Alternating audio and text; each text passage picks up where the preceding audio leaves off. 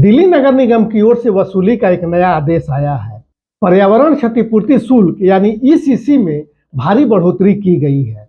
इसके तहत 2 एक्सल ट्रकों से जो पहले 1400 रुपए वसूले जाते थे, अब उसकी जगह 2000 रुपए लिए जाएंगे, यानी सीधे 600 रुपए की बढ़ोतरी की गई है। वहीं 3 और 4 एक्सल वाले ट्रकों, जिन्हें पहले 2600 रुपए देने पड़ते थे, उन्हें अब सीधा सीधा 4000 रुपए देने होंगे, यानी सीधे तौर पर 1400 रुपए की बढ़ोतरी की गई है। यह कोई मामूली बढ़ोतरी नहीं है, बल्कि ट्रांसपोर्ट सेक्टर और आम लोगों पर सीधा आर्थिक हमला है, जिसका बोझ आम आदमी यानी आप और हम उठाएंगे। सवाल यही है कि क्या इससे प्रदूषण कम होगा या सिर्फ जेबें खाली होंगी। एमसीडी से समस्याओं का समाधान तो हो नहीं रहा है, लेकिन आपकी जेब पर डाका डालने का कोई मौका एमसीडी छोड़ना नहीं चाहती।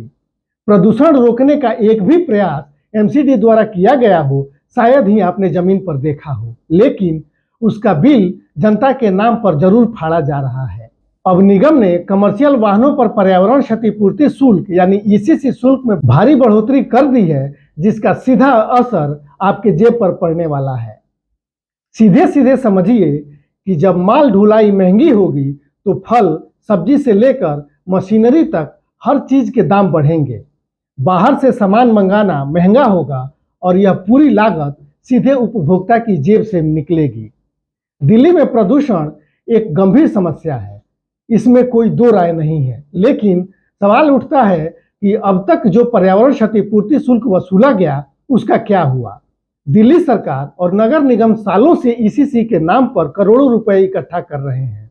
यह पैसा टोल नाकों से वसूला जाता है और विशेष खाते में जमा होता है, लेकिन क्या इस राशि का दिल्ली के प्रदूषण को कम करने में कोई उपयोग हुआ है? कम से कम जमीन पर तो कुछ नहीं दिखता। ऐसा लगता है कि एमसीडी प्रदूषण के नाम पर पैसे उगाही का नया रास्ता खोल रही है। शुल्क बढ़ाने से पहले एमसीडी को यह बताना चाहिए कि सड़कों की सफाई और धूल नियंत्रण के लिए निगम ने अब तक क्या किया है, कितने प्रतिशत सड़कों पर रोज पानी का छिड़काव किया जा रहा है, निर्माण स्थलों से उड़ने वाली धूल को रोकने के लिए क्या कदम उठाए गए हैं। यह सबको पता है कि आदेश जारी होते हैं और सख्ती के नाम पर कर्मचारी अपना जेब भरते हैं। कभी यह सुनिश्चित नहीं किया जाता कि निर्माण स्थल पर ग्रीन नेट, पानी का छिड़काव या कवरिंग हो। शायद ही कभी आपने देखा हो कि किसी निर्माण स्थल को नियम तोड़ने पर बंद किया गया हो। रियल टाइम निरीक्षण की कोई प्रणाली तो कभी दिखी ही नहीं। कचरा प्रबंधन के नाम पर सिर्फ लैंडफिल साइट सुर्खियों में रहता है। खुले में कचरा जलाना तो जैसे आम बात होती है। हरियाली के नाम पर हर साल पेड़ लगाने की खबर आती है, लेकिन वे पेड़ अगले साल तक दिखते नहीं हैं, क्योंकि उनके रख रखाव की कोई समुचित व्यवस्था ही नहीं होती।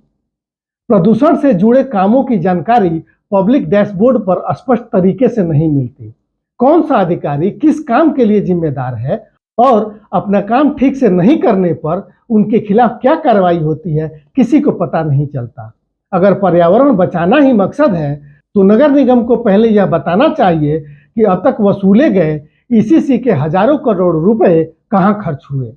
नगर निगम को यह भी बताना चाहिए कि पिछले सालों में प्रदूषण को रोकने के लिए कौन कौन से कदम उठाए गए।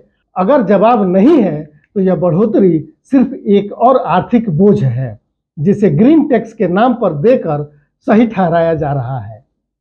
दिल्ली में प्रदूषण से लड़ाई जरूरी है, लेकिन जनता को एटीएम समझकर नहीं, वरना यह नीति नहीं सिर्फ वसूली बनकर रह जाएगी।